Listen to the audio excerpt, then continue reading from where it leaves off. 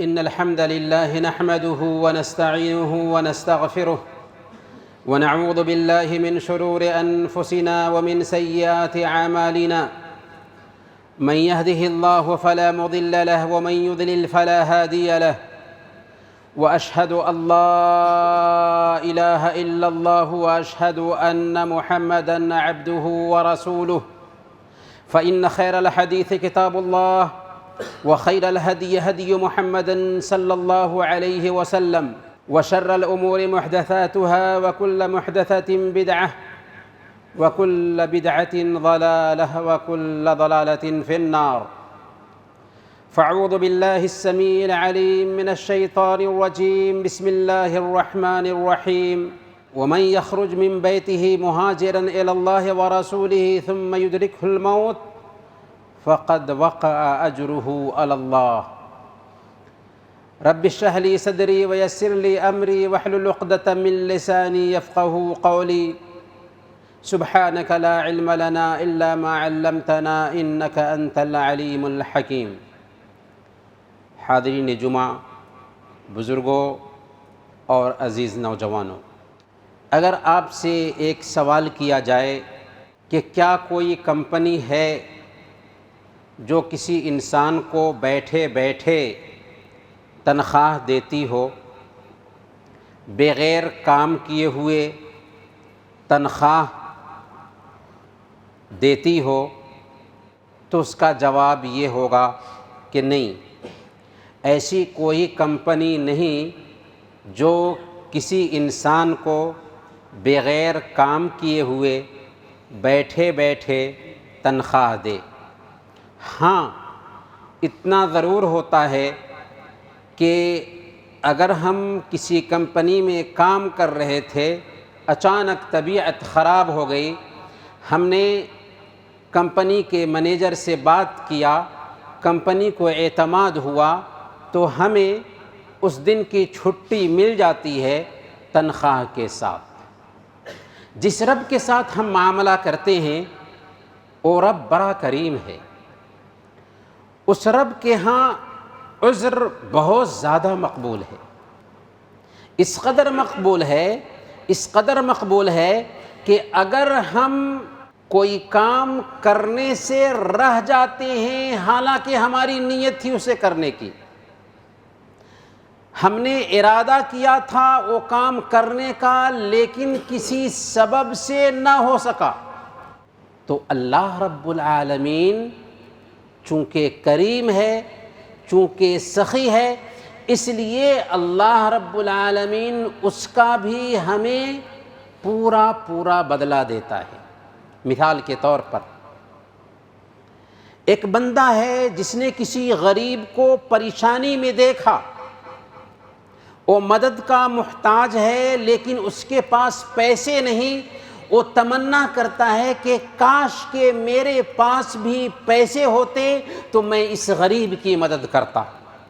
اللہ رب العالمین اس انسان کو مدد کرنے کا ثواب عطا فرماتا ہے، کیونکہ اس کی نیت تھی مدد کرنے کی۔ ایک بندہ رات میں سوتا ہے، ارادہ ہے قیام اللیل کا، لیکن اس کی آنکھ لگ جاتی ہے، سویا رہ جاتا ہے، قیام اللیل نہیں کر پاتا ہے۔ اللہ رب العالمین اس کو مکمل قیام کرنے کا ثواب عطا فرماتا ہے۔ اور ایسی ہی چیزیں زندگی کے ہر فیلڈ میں دیکھی جا سکتی ہیں۔ آئیے ہم نصوص کی روشنی میں ان چیزوں کو سمجھتے ہیں۔ سب سے پہلے ایک انسان اگر ہجرت کے ارادہ سے نکلا، ہجرت نہ کر سکا کسی عذر کی وجہ سے، تو اللہ رب العالمین اسے ہجرت کا ثواب عطا فرماتا ہے۔ یہی آیت کریمہ ہے جو ہم نے ابھی تلاوت کی، وَمَن يَخْرُجْ مِن بَيْتِهِ مُهَاجِرًا إِلَى اللَّهِ وَرَسُولِهِ ثُمَّ يُدْرِكْهُ الْمَوْتُ فَقَدْ وَقَعَ أَجْرُهُ عَلَى اللَّهِ۔ حضرت خالد بن حزام رضی اللہ تعالی عنہ مکی زندگی میں جبکہ مکہ کی دھرتی تنگ ہو رہی تھی صحابہ کرام کے لیے، تو اللہ کے نبی صلی اللہ علیہ وسلم کی اجازت سے ہجرت کرنے والے لوگوں کے ساتھ حبشہ کی طرف نکلتے ہیں، لیکن راستے میں ان کو سانپ کاٹ لیتا ہے اور حبشہ پہنچنے سے پہلے ہی ان کی وفات ہو جاتی ہے۔ اللہ رب العالمین نے ساتوں آسمان کے اوپر سے یہ آیت کریمہ اتار دی، جس میں یہ میسیج دیا گیا کہ کوئی بندہ ہجرت کے لیے نکلتا ہے، صحیح نیت کے ساتھ نکلا تھا، اگر ہجرت اس کی مکمل نہ ہو سکی، راستے ہی میں موت ہو گئی ہے، لیکن اس کو اس کا اجر اور ثواب مل گیا۔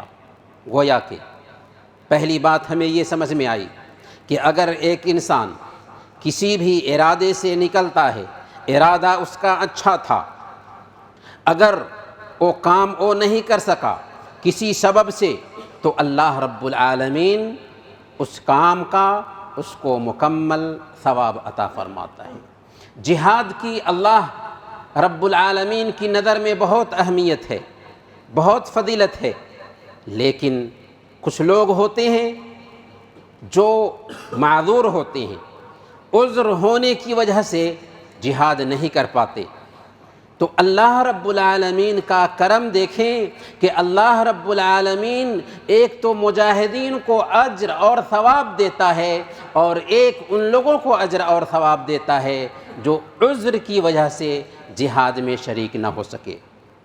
چنانچہ صحیح بخاری کی روایت ہے، غزوہ تبوک سے لوٹتے ہوئے اللہ کے نبی صلی اللہ علیہ وسلم بیان فرما رہے تھے، ان بالمدینۃ لرجالا ما سرتم مسیرا ولا قطعتم وادیا الا كانوا معکم حبسهم العذر۔ مدینہ میں کچھ لوگ ایسے ہیں کہ تم جہاں جہاں گئے، جس وادی کو بھی پار کیا، وہ تمہارے ساتھ ساتھ تھے، ان کو عذر نے روک رکھا تھا۔ اس سے ہمیں یہ بات سمجھ میں آتی ہے کہ مدینہ میں ایسے وہ صحابہ جو کسی عذر کی وجہ سے جہاد میں شریک نہ ہو سکے تھے اور رہ گئے تھے، اللہ کے نبی صلی اللہ علیہ وسلم نے کہا کہ چونکہ وہ معذور تھے اس لیے تم جہاد میں شریک ہوئے ہو، تمہیں اجر اور ثواب ملا ہے، لیکن تمہارے اجر اور ثواب میں وہ لوگ بھی برابر کے شریک ہیں جو جہاد میں شریک نہ ہو سکے ہیں۔ اسی لیے جب سورہ نساء کی آیت نمبر 95 میں اللہ تعالیٰ نے یہ پیغام بھیجا کہ جو لوگ اللہ کے راستے میں جہاد کرتے ہیں اپنے مال کے ساتھ، اپنی جان کے ساتھ، وہ برابر نہیں ہو سکتے جو اللہ کے راستے میں جہاد نہیں کرتے ہیں، تو حضرت عبداللہ بن ام مکتوم رضی اللہ تعالیٰ عنہ، نابینا صحابی، اللہ کے نبی صلی اللہ علیہ وسلم کی خدمت میں آتے ہیں اور اللہ کے نبی صلی اللہ علیہ وسلم سے عرض کرتے ہیں کہ یا رسول اللہ، میں نابینا ہوں، میں نابینا ہونے کی وجہ سے اللہ کے راستے میں نہیں نکل سکتا، جہاد نہیں کر سکتا، تو کیا میں جہاد کے ثواب سے محروم رہ جاؤں گا؟ اللہ رب العالمین نے اس آیت کریمہ میں ایک لفظ کا اضافہ کیا، غیر اولی الضرر۔ یاد رکھو، جو لوگ معذور نہیں ہیں ان کے لیے یہ حکم ہوگا، لیکن جو معذور ہوں گے ان کے لیے استثناء ہے۔ یعنی مدینہ میں رہنے والے ایسے لوگ جو معذور ہیں، اگر وہ جہاد میں نہیں جا سکے ہیں تو وہ مجاہدین کا ثواب پائیں گے۔ اسی لیے صحیح مسلم کی روایت ہے، اللہ کے نبی صلی اللہ علیہ وسلم ارشاد فرماتے ہیں، من سأل اللہ الشہادۃ بصدق بلغہ اللہ منازل الشہداء وإن مات علی فراشہ۔ جس کسی نے سچے دل سے اللہ تعالیٰ سے شہادت کا سوال کیا، جس کسی نے سچے دل سے اللہ تعالیٰ سے شہادت کا سوال کیا، اللہ رب العالمین اسے شہداء کا درجہ عطا فرماتا ہے، اگرچہ اس کی موت بستر پر ہوئی ہو۔ کیوں؟ اس لیے کہ اس کی نیت تھی کہ وہ اللہ کے راستے میں جہاد کرتا، اللہ کے راستے میں شہادت پاتا۔ اس کی نیت تھی، اللہ رب العالمین اس کی نیت کے مطابق اس کو اجر دیتا ہے، اگرچہ اس کی موت بستر پر ہوئی ہو۔ تو یہ نیت کا اجر اور ثواب ہے۔ گویا کہ ایک بندہ جو جہاد میں شریک نہ ہو سکا لیکن نیت تھی جہاد میں شریک ہونے کی، اللہ رب العالمین اس کو وہی ثواب دیتا ہے جو ایک مجاہد کو ثواب ملتا ہے۔ اسی طریقے سے گناہوں کی معافی کا معاملہ ہے۔ صحیح بخاری اور صحیح مسلم میں بہت ہی مشہور حدیث آئی ہے، 100 آدمیوں کے قاتل کا واقعہ۔ اس بندے نے 100 آدمی کو قتل کر لیا تھا۔ ایک عالم سے مسئلہ پوچھا کہ کیا میرے لیے توبہ ہے؟ اس عالم نے بتایا کہ تیری توبہ اور تیرے رب کے بیچ کوئی رکاوٹ نہیں ہے، البتہ جس بستی میں تم رہتے ہو اس بستی کو چھوڑ کر کے فلاں بستی میں چلے جاؤ، وہاں پر اللہ کی عبادت کرنا۔ چنانچہ وہ اسی بستی میں جا رہا تھا کہ موت آ گئی۔ نیکی کے فرشتے اور بدی کے فرشتے، عذاب کے فرشتے اور رحمت کے فرشتے آپس میں جھگڑنے لگے کہ میں روح قبض کروں گا تو میں روح قبض کروں گا۔ اللہ تعالیٰ نے تیسرے فرشتے کو دونوں کے بیچ حکم کے طور پر بھیج دیا، جس نے دونوں کے بیچ فیصلہ کیا کہ زمین کی پیمائش کرو۔ جدھر جا رہا ہے اگر وہ زمین کم ہے تو رحمت کے فرشتے کو حق ہوگا کہ اس کی روح قبض کرے، اور جدھر سے آ رہا ہے اگر وہ زمین کم ہے تو بدی کے فرشتے کو حق ہوگا کہ اس کی روح قبض کرے۔ اللہ رب العالمین معافی کے لیے بہانہ ڈھونڈتا ہے۔ چنانچہ حدیث کے اندر آتا ہے کہ اللہ رب العالمین نے زمین کو حکم دیا کہ جدھر جا رہا ہے وہ زمین سمٹ جائے۔ چنانچہ زمین اس بندے کے لیے سمٹ گئی اور 100 آدمیوں کے قاتل کی روح نیکی کے فرشتے نے نکالی۔ ذرا سوچیں، غور کریں، کیا عمل اس نے کیا تھا؟ کوئی عمل نہیں کیا تھا، لیکن سچے دل سے توبہ کی تھی۔ گویا کہ اگر نیت اچھی ہے، دل میں سچائی پائی جاتی ہے، تو اللہ رب العالمین صرف نیت کی بنیاد پر 100 آدمی کے قاتل کو معاف فرما دیتا ہے۔ یہ ہے نیت کا درجہ، یہ ہے نیت کا مقام اور مرتبہ۔ اسی طریقے سے اجر اور ثواب میں بھی عجیب طریقے سے بڑھوتری ہوتی ہے۔ چنانچہ صحیح بخاری اور صحیح مسلم کی روایت ہے، اللہ کے نبی صلی اللہ علیہ وسلم ارشاد فرماتے ہیں، ان اللہ کتب الحسنات والسیئات ثم بین ذلک۔ اللہ تعالیٰ نے نیکیاں لکھ دی ہیں اور برائیاں بھی لکھ دی ہیں، پھر ان کو واضح کر دیا ہے۔ تو جس کسی نے کسی نیکی کا ارادہ کیا اور اسے نہ کر سکا تو اس کے لیے ایک نیکی لکھ دی جاتی ہے، اور جس کسی نے کسی نیکی کا ارادہ کیا اور اسے کر لیا تو اس کے لیے 10 سے لے کر کے 700 تک نیکیاں لکھی جاتی ہیں، اور اللہ تعالیٰ جس کے لیے چاہتا ہے اور زیادہ کر دیتا ہے۔ اور جس نے کسی برائی کا ارادہ کیا اور اسے نہیں کیا تو اللہ تعالیٰ اس کے لیے ایک نیکی لکھ دیتا ہے، اور جس نے کسی برائی کا ارادہ کیا اور کر گزرا تو اس کے لیے صرف ایک گناہ لکھا جاتا ہے۔ کتنا پیارا رب ہے ہمارا جس کے ساتھ ہم معاملہ کرتے ہیں۔ تو اس حدیث پہ بھی غور کریں کہ ایک بندہ اگر نیکی کا ارادہ کرتا ہے، صرف ارادہ پر اس کے لیے ایک نیکی لکھ دی جاتی ہے، اگرچہ نیکی نہ کر سکے تو ارادے کی بنیاد پر بھی اللہ رب العالمین اجر دیتا ہے، اللہ رب العالمین ثواب دیتا ہے۔ اسی طریقے سے ایک بندہ ہے جو قیام اللیل کا ارادہ کیا اور اسی ارادے سے سویا کہ قیام اللیل کریں گے لیکن نہ کر سکا تو اللہ تعالیٰ اس کو قیام اللیل کا ثواب دیتا ہے۔ سنن نسائی اور ابن ماجہ کی روایت ہے، اللہ کے نبی صلی اللہ علیہ وسلم نے ارشاد فرمایا من اتا فراشہ وهو ينوي ان يقوم، جو آدمی اپنے بستر پر آتا ہے اور اسے ارادہ ہے کہ وہ قیام کرے گا، اٹھ کر کے نماز پڑھے گا، لیکن وہ نہیں پڑھ پاتا ہے، تو اللہ رب العالمین اس کو قیام اللیل کا ثواب عطا فرماتا ہے اور اس کا سونا اس کے لیے صدقہ بن جاتا ہے۔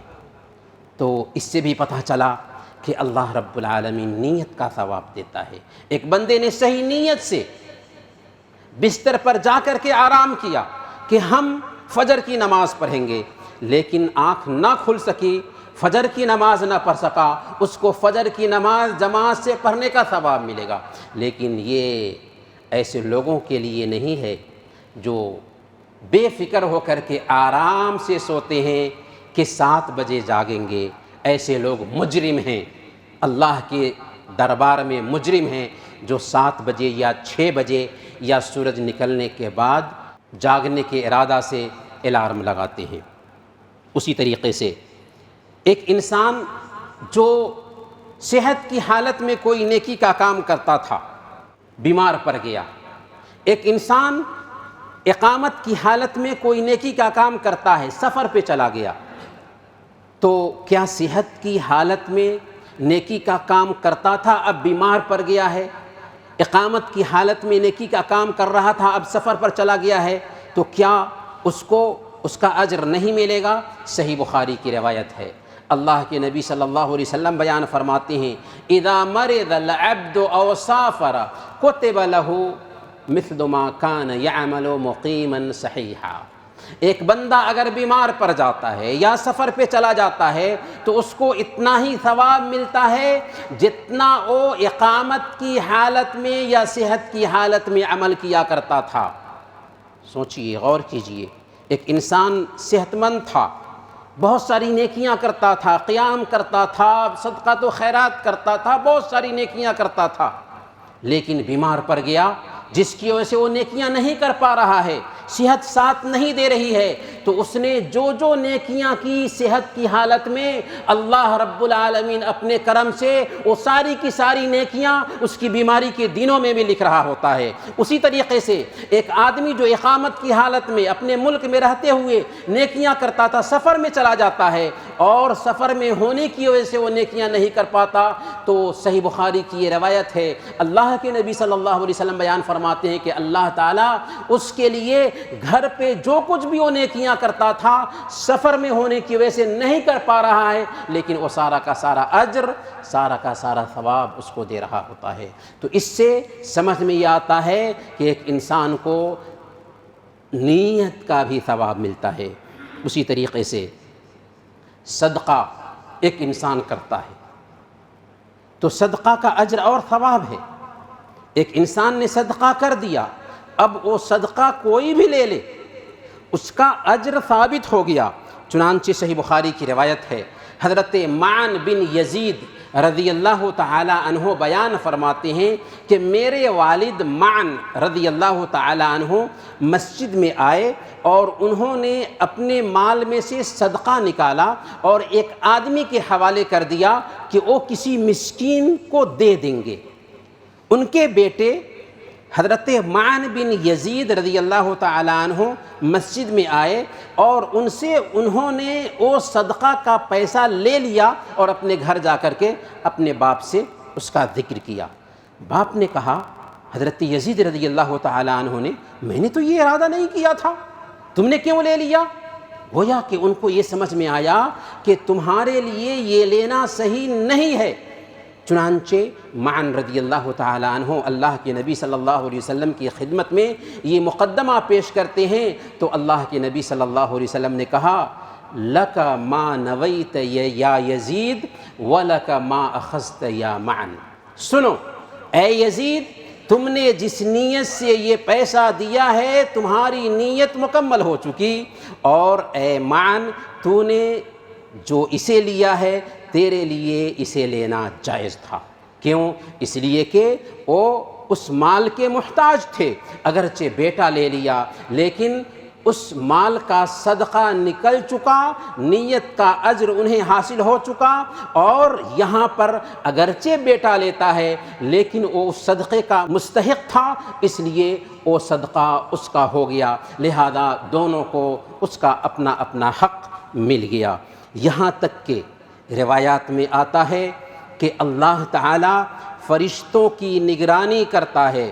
چنانچہ امام ابو نعیم نے حلیۃ الاولیاء میں یہ روایت نقل کی ہے، ابو عمران الجونی رحمۃ اللہ علیہ بیان فرماتے ہیں کہ مجھے یہ بات پہنچی ہے کہ اللہ رب العالمین ہر دن شام میں فرشتوں کو پکارتا ہے اور فرشتوں کے رجسٹر کو چیک کرتا ہے اور کہتا ہے کہ اس صحیفے کو مٹا دو، اس صحیفے کو مٹا دو۔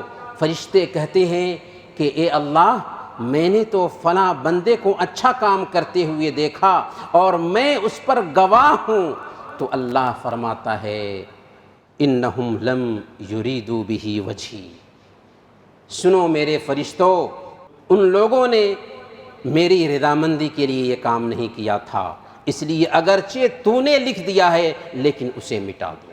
پھر اللہ تعالیٰ فرشتوں سے کہتا ہے اکتب لفلان کذا و کذا، فلاں کے لیے یہ نیکی لکھ دو۔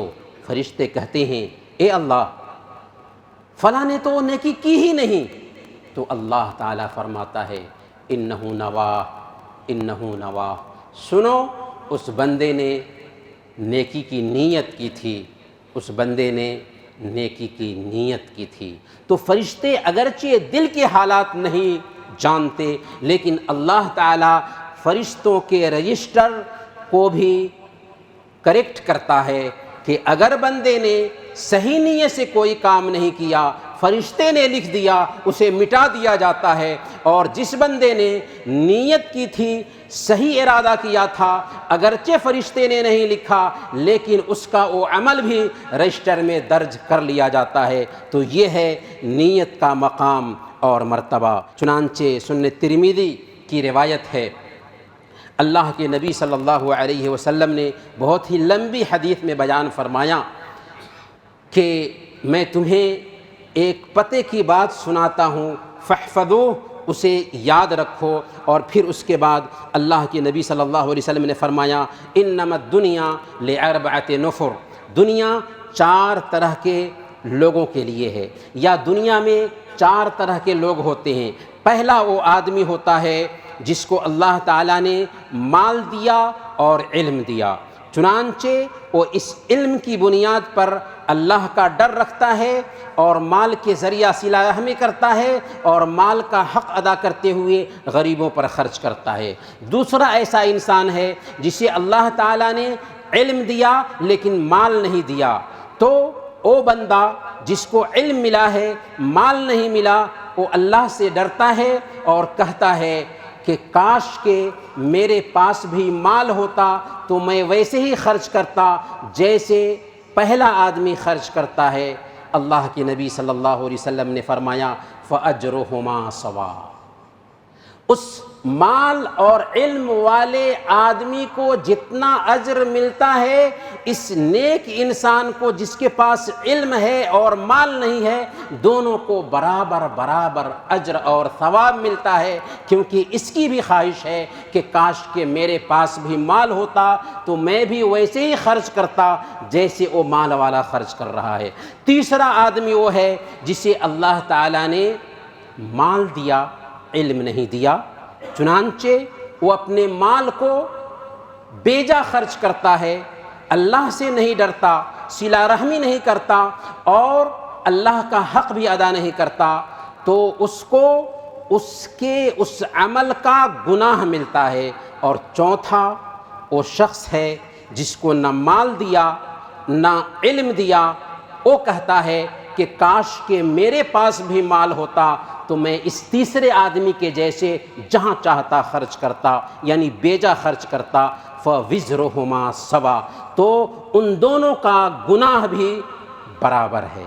تو اس سے ہمیں یہ پتہ چل رہا ہے کہ ایک انسان کی اگر اچھی نیت ہے، اس کے پاس مال نہیں، تو اللہ رب العالمین اس کے سماج میں جو خرچ کرنے والا ہے، اس کی اچھی نیت کی وجہ سے اس کو خرچ کرنے والے کے جیسے ثواب دیتا ہے۔ اور ایک دوسرا انسان ہے جس کے پاس مال نہیں ہے، لیکن اس کی نیت کیا ہے کہ اگر میرے پاس مال ہوتا تو میں اس کو لٹاتا، تو اللہ رب العالمین اس کو بھی ویسے ہی گناہگار ٹھہراتا ہے جیسے مال والا غلط راستے میں خرچ کرتا ہے۔ تو اس سے پتہ کیا چل رہا ہے؟ اس سے پتہ یہ چلتا ہے کہ نیت کا عجیب اثر ہوتا ہے۔ اور یہاں پر یہ بات بھی سمجھ میں آئی کہ جیسے اچھی نیت کا اچھا پھل ملتا ہے، اسی طریقے سے بری نیت کا بھی برا پھل ملتا ہے۔ اسی لیے صحیح بخاری اور صحیح مسلم کی روایت ہے، اللہ کے نبی صلی اللہ علیہ وسلم نے ارشاد فرمایا، اذا التقى المسلمان بسيفهما فالقاتل والمقتول كلاهما في النار، کہ جب دو مسلمان آپس میں تلوار لے کر کے جنگ کریں تو قاتل اور مقتول دونوں جہنم میں جائے گا۔ صحابہ نے پوچھا کہ قاتل کی بات تو سمجھ میں آتی ہے کہ اس نے اس کو قتل کر دیا ہے، لیکن مقتول جہنم میں کیوں جائے گا؟ آپ نے فرمایا، انہ کان حریصا علی قتل صاحبہ، کیونکہ وہ بھی، مقتول بھی اپنے ساتھی کو قتل کرنے کا حریص تھا۔ یہ الگ بات ہے کہ وہ قتل نہ کر سکا اور اس کو قتل کر دیا گیا۔ تو اس سے پتہ یہ چلا کہ بری نیت کا بھی ایک انسان کو گناہ ہوتا ہے۔ آپ نے وہ واقعہ بھی سنا ہوگا، ابرہہ کا واقعہ، جس میں کیا ہوا تھا؟ ابرہہ فوج لے کر کے مکہ پر حملہ آور ہوا تھا، لیکن کیا اس نے حملہ کیا تھا مکہ پہ؟ کیا اس نے خانہ کعبہ کو تباہ کیا تھا؟ نہیں، خانہ کعبہ کو تباہ نہیں کر سکا۔ ابھی مکہ میں فوج داخل بھی نہیں ہوئی تھی کہ اس سے پہلے ہی ابرہہ کی فوج تباہ کر دی گئی۔ کیوں ایسا ہوا؟ اس لیے کہ نیت بری تھی۔ تو میری بات کا خلاصہ یہ ہوا کہ نیت اگر اچھی ہوتی ہے تو ہمارے رب کا کرم ہے، فضل ہے کہ صرف نیت کی بنیاد پر اللہ تعالیٰ اجر اور ثواب دیتا ہے۔ اگر واقعی ہم وہ کام نہ کر سکے ہیں کسی عذر کی وجہ سے تو، اور اگر نیت بری ہے تو اللہ رب العالمین اس بری نیت کی وجہ سے اس کا گناہ بھی لکھتا ہے۔ اگر ایک انسان اس برائی کا عزم اور ارادہ کر لیتا ہے تو، عزم کا مطلب پختہ ارادہ کر لیا، ہاں وسوسہ دل میں پیدا ہو گیا تو وسوسے پہ مواخذہ نہیں ہے، لیکن اگر برائی کا پختہ ارادہ کر لیتا ہے تو اگرچہ وہ برائی نہیں کیا لیکن اللہ رب العالمین اس کے لیے گناہ لکھتا ہے۔ تو ہمیں چاہیے کہ کم سے کم نیکی حاصل کرنے کے لیے نیتوں کو جمع کرنے کی کوشش کرے۔ اللہ تعالیٰ سے دعا ہے کہ اللہ تعالیٰ ہمیں صحیح نیت رکھنے کی توفیق عطا فرمائے۔ آمین وصلی اللہ علی نبینا محمد وعلی آلہ وصحبہ اجمعین۔ بارک اللہ لنا ولکم فی القرآن العظیم ونفعنا وإیاکم بالآیات والذکر الحکیم، انہ تعالی جواد کریم ملک بر رؤوف رحیم۔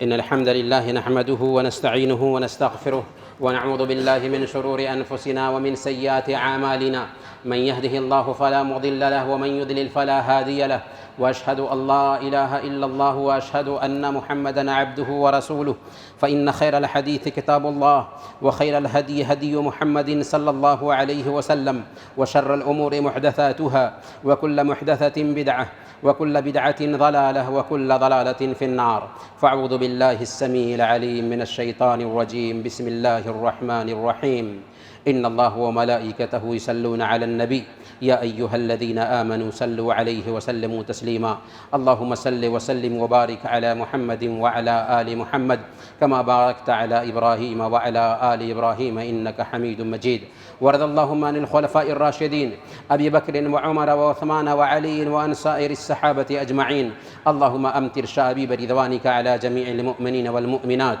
والمسلمين والمسلمات الأحياء منهم والأموات، اللهم لا تدع لنا ذنبا إلا غفرته ولا هما إلا فرجته، ولا دينا إلا قضيته، ولا حاجة من حوائج الدنيا إلا قضيتها يا أرحم الراحمين. اللهم أعز الإسلام والمسلمين، وأذل الشرك والمشركين، ودمر أعداءك أعداء الدين. عباد الله رحمكم الله، إن الله يأمر بالعدل والإحسان وإيتاء ذي القربى وينهى عن الفحشاء والمنكر والبغي يعظكم لعلكم تذكرون. اذكروا الله يذكركم وادعوه يستجب لكم، ولذكر الله أكبر والله يعلم ما تصنعون.